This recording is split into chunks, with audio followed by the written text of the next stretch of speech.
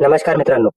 The Kute group, Dnyandada multistate, the Kute oil group तसेच यांचे जे संचालक आहेत सुरेश कुटे, त्यांच्या पत्नी अर्चना कुटे, तसेच यांचे जे सहसंचालक होते आशिष पाटोदकर, हे सर्व सध्या बीड जिल्ह्यामधील जे पोलीस स्टेशन होते ते पोलीस कोठडीमध्ये आहे. अशामध्येच त्यांनी एक ज्ञानदादा मल्टीस्टेटचे जे ऑफिशियल पेज होतं त्यावरती त्यांनी एक लेटर जारी केलेलं आहे, ज्यामध्ये त्यांनी असं उल्लेख केला आहे की येणाऱ्या 30 तारखेपासून, म्हणजे लेटर तसे कालचे आहे, 11 तारखेचे आहे, येणाऱ्या 30 तारखेपासून ते फंड वाटपास सुरुवात करणार आहे.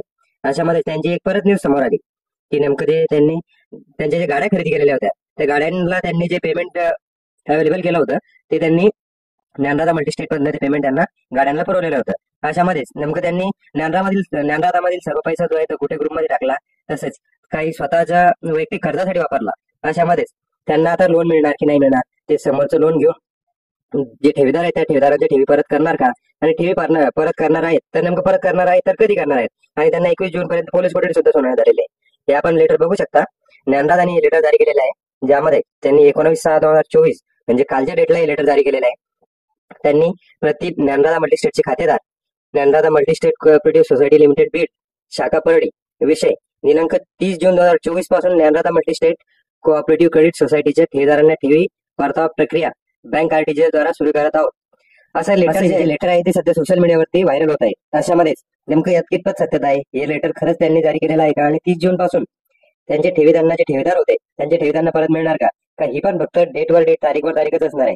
याबद्दल सध्या अद्यापही कुठलाही कन्फर्मेशन नाही. पण संभाजीनगरच्या शाखेशी संपर्क केला असता त्यांनी असं सांगितलेलं आहे की वरिष्ठांनी हे लेटर जारी केलेलं आहे व त्यांना 30 तारखेपासून ते शुअर म्हणजे 100% फंड वाटपास सुरुवात करणार आहोत. पण याबाबतची जी सुरक्षितता आहे ती त्यांनी पूर्णपणे बाळगलेली आहे. म्हणजे याबाबत जे पूर्ण कन्फर्मेशन आहे ते फक्त सिनियर लोकांकडेच आहे, आणि त्यांना फक्त एवढं सांगितलं गेलेलं आहे की हे लेटर आलेलं आहे आणि 30 तारखेपासून फंड वाटपास सुरुवात होणार आहे. चला तर लेटर संक्षिप्तमध्ये जाणून घेऊया की नेमकं हे लेटर काय म्हणते. Dnyandada multistate cooperative credit society limited Beed आणि कुटे समूह आपल्याला या पत्राद्वारे औपचारिकरित्या सूचित करत आहोत की ज्ञानदादा मल्टीस्टेट कोऑपरेटिव्ह सोसायटीतील ठेवीदारांच्या समस्याबद्दल सहानुभूतीपूर्वक दृष्टिकोन ठेवून त्यांच्या ठेवी परत करण्यासाठी आर्थिक तरतूद करत होतो.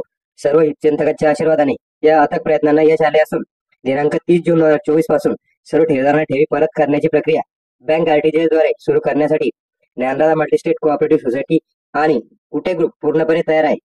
आम्ही आमच्या ठेवीदारांना अस्वस्थ करू इच्छितो की ज्ञानदादा मल्टीस्टेट कोऑपरेटिव्ह क्रेडिट सोसायटी आणि कुटे समूह आजही आपल्या वचनाप्रती समर्पित आहेत.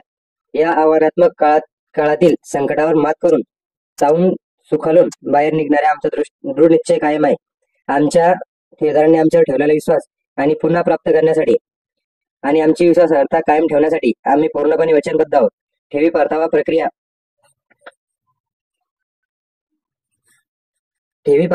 सुरू करण्याच्या उद्देशाने आम्ही जो प्रवास केलेला आहे तो अनेक अशक्य आव्हानांनी भरलेला होता. तथापि तुमचा आमच्यावरील विश्वास आणि पाठिंब्याने आम्ही आव्हान पार करू शकलो. या कठीण काळात आम्हाला आपले सहकार्य व आशीर्वाद लाभले.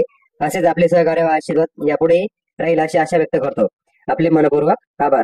असे जे पत्र आहे ते सध्या सोशल मीडियावरती व्हायरल होत आहे. यात आता येणाऱ्या 30 तारखेपासून त्यांनी असं सांगितलेलं आहे की फंड वाटपास सुरुवात होईल, आणि 21 तारखेला म्हणजे उद्याला कुटे साहेबांना जे आहे ती त्यांची पोलीस कोठडीमधून त्यांची सुटका होणार आहे.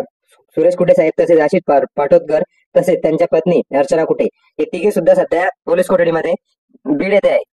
अशामध्येच नेमकं त्यांनी हे लेटर त्यांनीच जारी केलेलं आहे का की हे लेटर फसवे आहे, याबाबत आपल्याला येणाऱ्या 2 दिवसामध्ये कुटे साहेब समोर येऊन ते सुद्धा कळवतील. धन्यवाद. आजच्या व्हिडिओमध्ये एवढीच माहिती. जर काही नवीन अपडेट आलं तर मी सर्वात अगोदर आपल्यापर्यंत घेते.